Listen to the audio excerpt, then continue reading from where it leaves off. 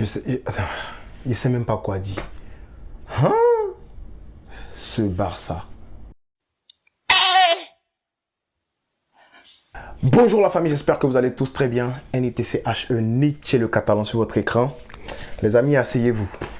Parce que ce qu'on a vu hier là, ça demande beaucoup de réflexion. Parce que là, on ne mérite pas de passer. Voilà. Dans le fond, on a bien joué, surtout en première mi-temps. Mais est-ce qu'on a pondu devant là-bas? Même derrière même. Voilà, on ne mérite pas de passer. Bref, on en parle dans cette vidéo. Sans plus tarder, générique.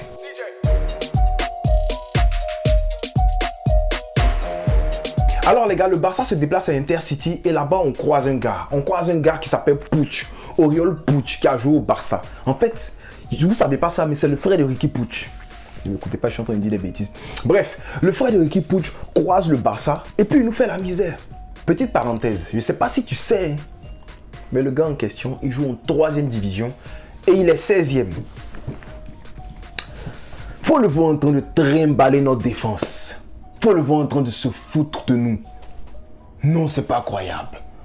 C'est pas possible. Non mais, les gars, il y a quoi? Il y a quoi? Surtout, en même temps, j'étais fâché. J'ai dit, Xavi, je vais te parler aujourd'hui. Xavi n'a rien fait. Je le défends beaucoup. Pourquoi je défends Xavi? Parce que avec lui, on est capable de partir devant les poteaux. Les gens sont en train de me dire, non, on a revu un peu le Barça de Koeman. C'est pas la même chose. Le Barça de Koeman quand il jouait ici, là, on s'arrêtait. Et puis c'est devant vous, je prenais mon cube Rubik et puis je jouais mon cube Rubik, non. Je résolvais le truc. Pourquoi? Parce qu'il n'y avait rien à dire. Mais aujourd'hui, il y a tellement de choses à dire. Et puis ça me fait mal. Ça me fait mal. Séville a tapé les gars là-bas 5-0. 5. Vous savez combien de tirs on a eu dans ce match-là? C'est pas 10, c'est pas 15. 29 tirs. On a cadré 10. On a marqué 4. Non, cette équipe-là, franchement, cette équipe-là énerve. Cette équipe-là énerve. Mais on est dedans. Hein. Je n'ai pas dit qu'on va quitter le navire. On n'est plus catalan et tout, barcelonais et tout. On est dedans.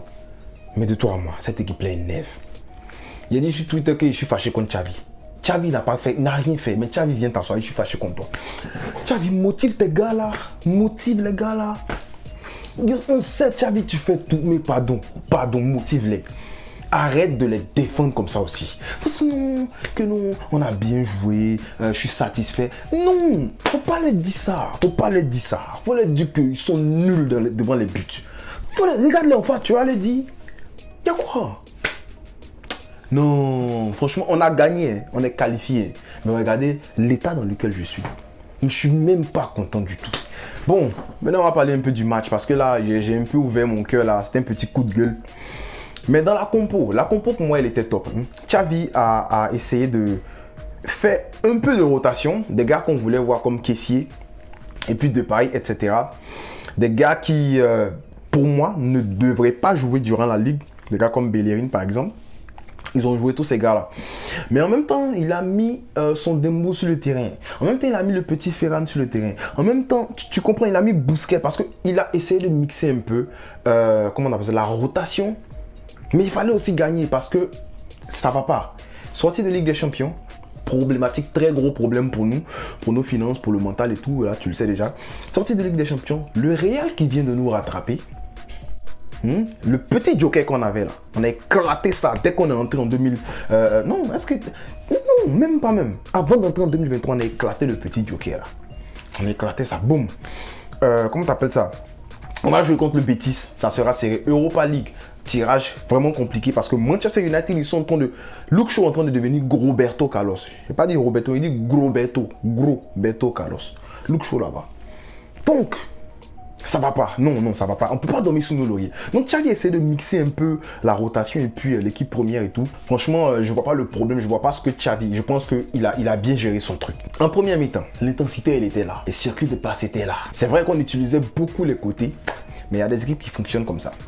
Voilà, tout était correct en première mi-temps. Franchement, c'était correct. On n'a marqué qu'un seul but. Mais c'était correct dans le fond du jeu. Maintenant, revenons sur la fait on a marqué un seul but. On a marqué un but, les gars. On a tiré au moins 15 fois en première mi-temps. Dembélé qui a 4-5 occasions. Bon, c'est un peu trop, je pense que c'était 3 occasions.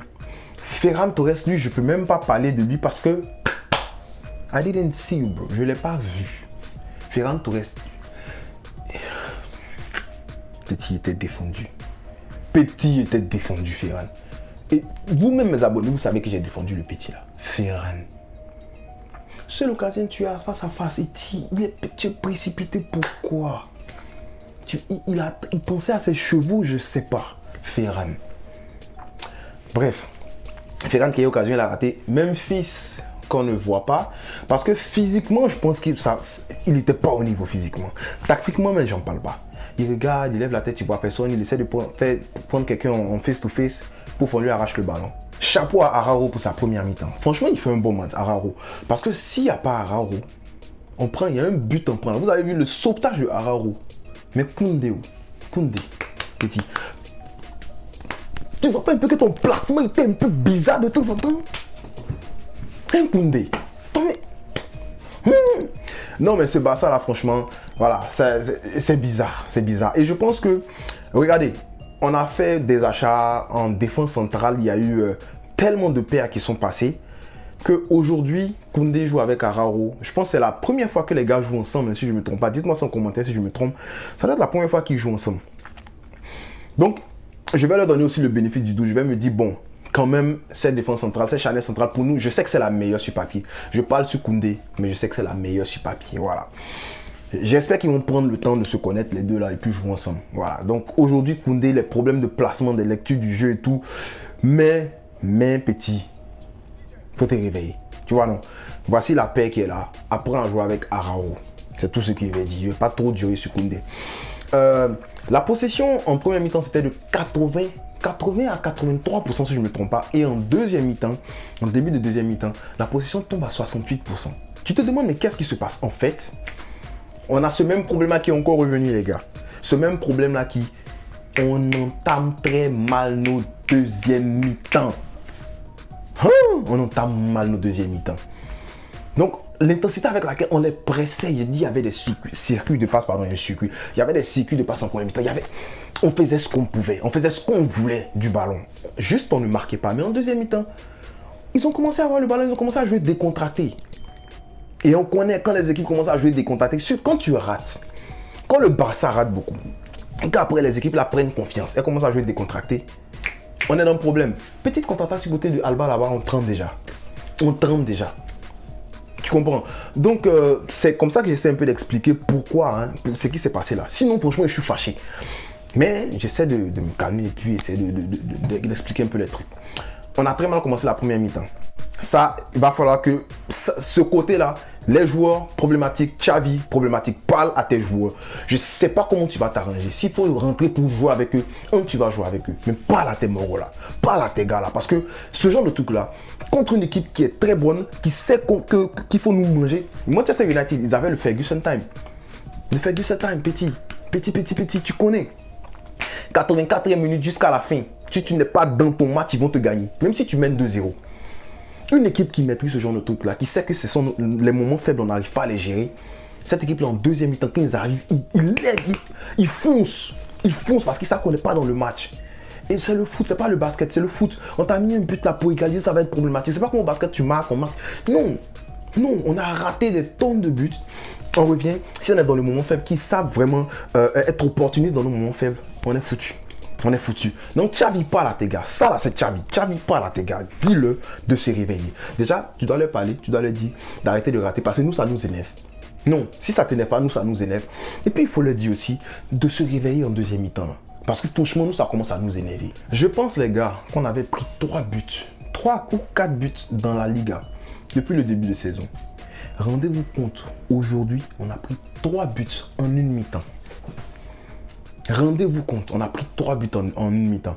Tout à l'heure, vers la fin, vers la conclusion, je vais essayer de donner le bénéfice du doute à l'équipe. Mais je mets juste ça devant vous. Regardez, là j'ai fini d'étaler les problèmes. Bon, j'ai pas besoin de revenir sur les buts des gars là. Oriol, comment il s'appelle, même Puig, qui nous fait la misère.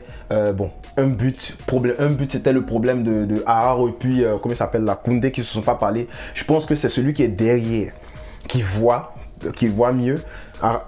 Du coup, je mets même plus la faute sur Koundé que Arao. Arao, il a sauté, oui, mais Koundé là, l'autre il a sauté, toi tu t'en sauté pourquoi? Mais reste avec lui là, reste avec le gars qui est derrière toi. Voilà, il y a ça. Il y a Jordi Alba qui fait un très mauvais marquage sur l'une des têtes du gars là encore. Hey. Non, franchement. Bref, vous comprenez. Est-ce que, je dis ça comme ça, je place ça comme ça, est-ce que c'est parce qu'on ne connaît pas cette équipe-là? Je peux mettre l'hypothèse là, dites-moi en commentaire. Franchement, je ne pense pas que ce soit ça le problème. Parce que les buts qu'ils ont marqués, franchement, ce ne sont pas des buts où on nous prend sur, comment tu appelles ça? On nous prend sur attaque placée, des trucs comme ça. Quoique, ils nous ont souvent pris sur attaque placée, mais on a eu la chance. Donc, c'est peut-être parce qu'on ne connaît pas l'équipe. Deuxième, je vais vous poser une question les gars. On est plus nul dans quelle surface? Défensivement ou offensivement? On est plus nul dans notre surface ou bien dans la surface adverse? C'est-à-dire en défense ou en attaque? Tu vois que là, tu ne sais pas quoi répondre. Et ça aussi, c'est un problème. Bon, je vais dire on a été nul dans les deux surfaces parce que si on revient dans le passé, on se rappelle qu'à un moment, on tapait les gens 4-0 ici. On se rappelle qu'en début de saison, on ne nous marquait pas. Voilà. Donc, on a été nul. Je vais juste dire on a été nul dans les deux surfaces dans ce match-là. Je ne veux pas généraliser parce que ça serait vraiment balayer du revers de la main tout ce que les gars ont fait jusqu'à là. Et puis, c'est pas, comment je peux dire ça? C'est pas reconnaissant. Moi, du côté de la défense, je mets ça sur le fait que nos deux centraux là, ils sont en train d'essayer de se connaître. Voilà, on a fait beaucoup de rotations de centraux. Eric Garcia, Koundé, Eric Garcia, Arauro, Christensen, Alonso. Alonso. Bref, tu vois un peu de quoi je parle. Du côté de l'attaque, là je dis on est nul. Là seulement on est nul. Voilà. Alors, j'espère que ce qu'on a vu dans ce match-là, ça sera juste pour ce match-là. Et j'espère que ça va les réveiller. C'est un reality check comme les Américains disent. Mais s'il y a des satisfactions dans ce match-là, je vais finir sur une note positive. C'est le petit Pablo Torre. Franchement, chapeau, chapeau. Parce que c'est contrôle. Il a fait quoi? Il a fait une passe D et puis 4 passes clés si je ne me trompe pas. 4 passes clés. C'est contrôle. Il essaie toujours de chercher vers l'avant. Hein. Il essaie de casser des lignes. Franchement, j'ai bien aimé voir ça. Et puis, je ne veux pas m'emporter sur le petit. Je veux laisser le temps au petit de monter petit à petit. Voilà, Xavi. Place-le de temps en temps dans les matchs. Si on mène 2-0, place le petit, il va réguler les matchs. Voilà. Le match aussi de Araro, un match de patron. Voilà, chapeau. À part ça, les autres se sont gérés. Bon, Kessie, on n'a pas vu grand-chose. Il n'a pas fait un match exécrable, il n'a pas fait un match éclaté au sol. Mais on n'a pas vu grand-chose non plus. Voilà, prendre plus de risques. Bon, je suppose que je ne vais pas trop parler sur lui et plus de paille, surtout parce que les gars n'ont pas trop de temps. Les gars n'ont pas de temps de jeu. Voilà. Mais je pense que c'est dans ces matchs-là qu'il faut step up. Du coup, je veux voir plus. Surtout de Kessie, je veux voir beaucoup plus. De paille, lui, franchement, c'était mauvais. J'espère qu'il va se réveiller. Voilà, je vais m'arrêter là pour aujourd'hui. On s'attrape tout à l'heure. Hein. J'espère que la vidéo va sortir tout à l'heure, la deuxième vidéo. Tout à l'heure pour la vidéo, un joueur, un emoji. Mets-moi en commentaire ton top de ce match-là. Et puis mets-moi ta flop. Voilà, dans la douleur, hein, sentiment controversé. On a aimé ce qu'on a vu dans l'intensité, dans les duels en première mi-temps et tout. Mais on a détesté ce qu'on a vu dans les deux surfaces. Mais bon, malgré cela, on reste toujours barcelonais. Donc on ne cessera jamais de le dire, les gars. Visca! El Barça.